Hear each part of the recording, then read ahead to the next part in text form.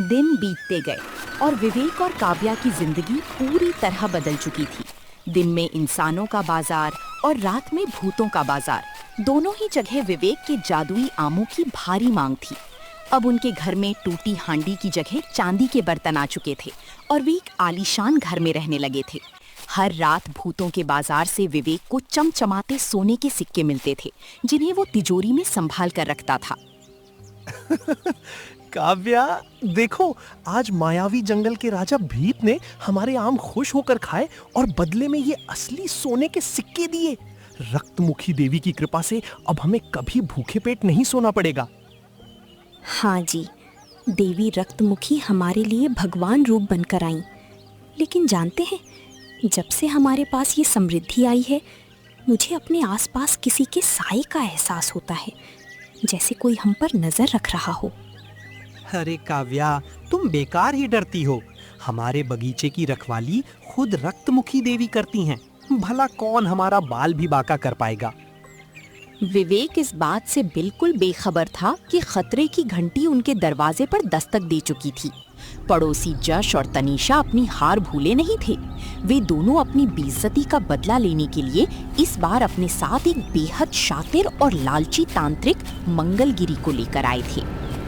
रात के घने अंधेरे में विवेक के घर से कुछ दूरी पर कटीली झाड़ियों के पीछे 3 साए छिपे हुए थे। ये जश, तनीषा और तांत्रिक मंगलगिरी थे। मंगलगिरी के गले में हड्डियों की माला थी और उसकी आंखें लाल थीं। जश फुसफुसाते हुए, डरते हुए तांत्रिक से बोला, तांत्रिक बाबा, इसी बगीचे की बात कर रहा था मैं। रात होते ही यहाँ के आम सोने के सिक्के बरसाते हैं, लेकिन यहाँ एक बहुत ही खूंखार चुड़ैल रक्तमुखी का पहरा है। बाबा, कुछ भी करो, उस भिखारिन काव्या और लक्कड़हारे विवेक को फिर से सड़क पर लाओ और उस चुड़ैल को ऐसा सबक सिखाओ कि वो दोबारा कभी हवा में ना उड़ सके। तुम लोग मामूली इंसानों से डर गए। वो कोई जादुई चुड़ैल होगी, पर मेरे तंत्र मंत्र और अघोरी शक्तियों के सामने वो पानी भरेगी। मैं उस चुड़ैल को एक अभिमंत्रित, मंत्रों से सिद्ध मटके में कैद कर दूंगा।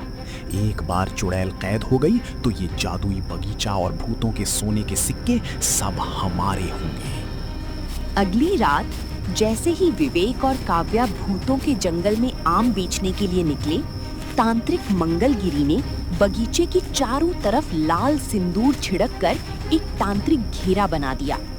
ठीक आधी रात को हमेशा की तरह पहरा देने के लिए चुड़ैल रक्तमुखी हवा में प्रकट हुई और हवा में सूंघने लगी और बोली, उफ, ये कैसी अजीब सी गंध है। ये इंसानी पसीने और कपट की बदबू कहाँ से आ रही है? क्या फिर वही दुष्ट पड़ोसी आए हैं? मंगलगिरी झाड़ियों से बाहर आते हुए हाथ में एक काला मटका लेकर चिल्लाता हुआ आता है। ओम क्लीं चामुंडाय नमः। ठहर जा चुड़ैल, आज तेरा खेल खत्म। अब तू मेरे हाथों से नहीं बच सकती। मामूली इंसान, तेरी इतनी हिम्मत कि तू रक्तमुखी के सामने खड़ा हो सके। अभी तुझे हवा में लटका कर तेरा खून पी।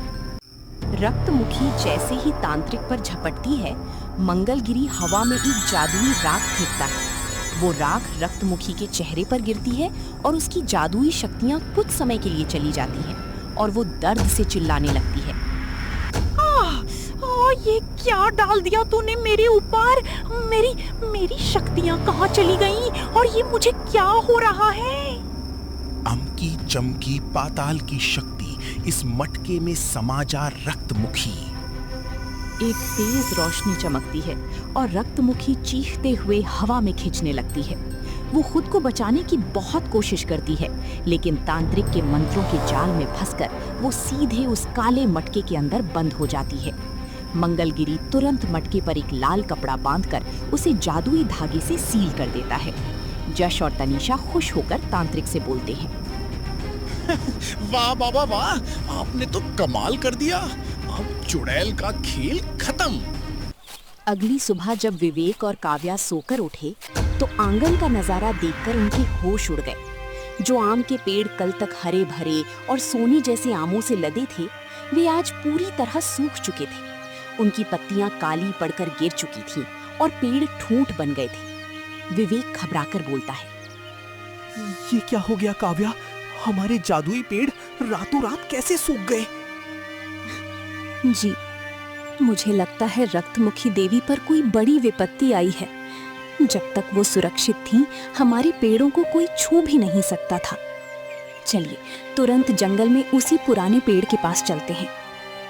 दोनों भागते हुए जंगल के उस रहस्यमयी पेड़ के पास पहुंचते हैं जहां वे पहली बार रक्तमुखी से मिले थे। वहां पहुंचकर वे देवी को आवाज देने लगते हैं।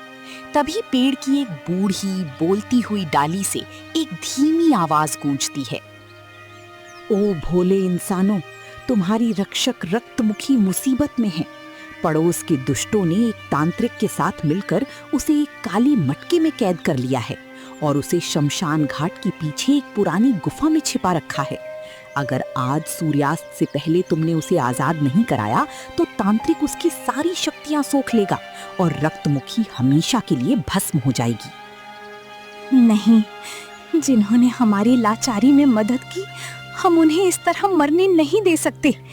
चाहे मेरी जान ही क्यों ना चली जाए, मैं रक्तमुखी देवी को छुड़ा कर लाऊंगी। बूढ़ी डाली विवेक और काव्या को एक जादुई पवित्र जल देती है और कहती है कि इसे तांत्रिक के मटके पर छिड़कने से उसका जादू टूट जाएगा। विवेक और काव्या बिना डरे शमशान के पीछे वाली डरावनी गुफा की तरफ दौड़ पड़ते हैं। गुफा के अंदर तांत्रिक मंगलगिरी, जश और तनीषा एक बड़े हवन कुंड के सामने बैठे थे। हवन कुंड के ठीक ऊपर वो काला मटका हवा में तैर रहा था, जिससे रक्तमुखी के रोने और छटपटाने की आवाजें आ रही थीं।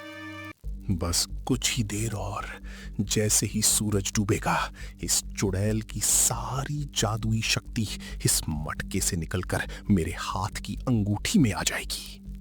विवेक और काव्या गुफा के अंदर आते हैं और विवेक तांत्रिक को देखकर चिल्लाते हुए बोलता है, रुक जाओ पापी तांत्रिक, हमारी देवी को छोड़ दो, वरना इसका अंजाम तुम्हारे लिए बहुत बुरा होगा। अरे देखो तनीषा, ये भीख मांगने यहाँ भी आ गए। बाबा, इन्हें भी भस्म कर दो।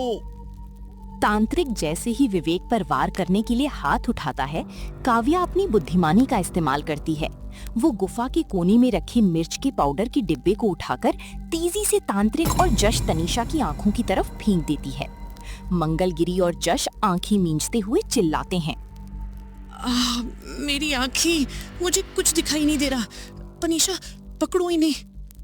मौके का फायदा उठाकर काव्या बिल्ली की तरह फुर्ती से लपकती है और बूढ़ी डाली का दिया हुआ जादुई पवित्र जल सीधे हवा में तैरते हुए काले मटके पर छिड़क देती है। पवित्र जल गिरते ही मटके पर बंधा जादुई धागा टूट जाता है और मटका खुलते ही काला धुआं उठता है और उसमें से प्रकट होती है महाक्रोधित रक्तमुखी। उसकी आंखें अंगारे की तरह जल रही थी और उसके बाल हवा में नागिन की तरह लहरा रहे थे। दुष्ट तांत्रिक, नीच इंसानों, तुम्हारी ये मजाल कि तुमने रक्तमुखी को कैद किया। अब यमराज भी तुम्हें मेरे गुस्से से नहीं बचा सकते।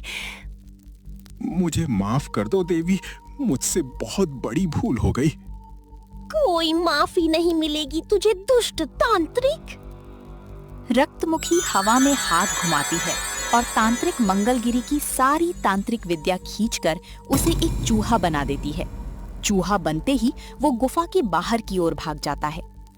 अब बारी थी जश और तनीषा की, जो डर के मारे गुफा की कोने में दुबके हुए थे और कांप रहे थे। काव्या बहन, हमें बचा लो, इस चुड़ैल से कहो हमें ना मारे। हम हमेशा के लिए ये गांव छोड़कर चले जाएंगे। काव्या, इन दुष्टों ने तुम्हारे साथ हमेशा कपट किया है। इन्हें तो मैं अभी कच्चा चबा जाऊंगी। नहीं देवी, इन्हें मारिए मत। इन्हें इनके कर्मों की सजा मिल चुकी है। इन्हें बस ऐसा सबक सिखाइए कि ये कभी किसी गरीब का हक न मार सकें। रक्तमुखी अपने जादू से जश और तनीषा के सिर पर गधे के सींग उगाते हैं। वे दोनों अपनी इस हालत पर रोते और चिल्लाते हुए गुफा से बाहर भाग जाते हैं और फिर कभी उस गांव में वापस नहीं आते। विवेक, काव्या, आज तुम दोनों ने अपनी जान दांव पर लगाकर मेरी रक्षा की है। तुम्हारी सच्ची वफादारी से मैं बहुत खुश हूँ। जाओ, तुम्हारा बगीचा पहले से भी ज्यादा हरा भरा और अमर हो गया है। अब तुम्हारे जादुई आम कभी नहीं सूखेंगे। विवेक और काव्या हाथ जोड़कर देवी को प्रणाम करते हैं। घर वापस आने पर उनका बगीचा फिर से चमचमाते बड़े बड़े आमों से लद जाता है। अब वे बिना किसी डर के दिन में इंसानों को और रात में भूतों को आम बेचते हैं और हमेशा हमेशा के लिए खुशी खुशी रहने लगते हैं।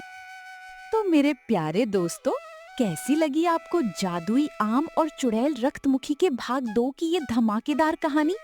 काव्या की बुद्धिमानी के लिए 1 लाइक तो बनता है ना? क्या आप जानते हैं कि आपका नाम भी हमारी अगली रोमांचक कार्टून वीडियो में आ सकता है?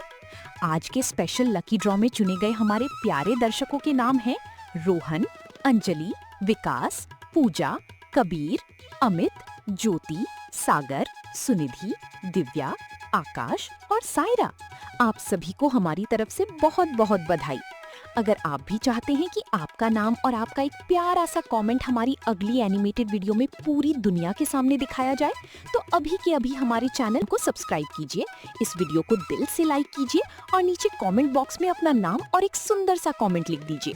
और हाँ, स्क्रीन पर जो अगली कमाल की वीडियो दिख रही है उस पर तुरंत क्लिक करके देखना मत भूलना। धन्यवाद।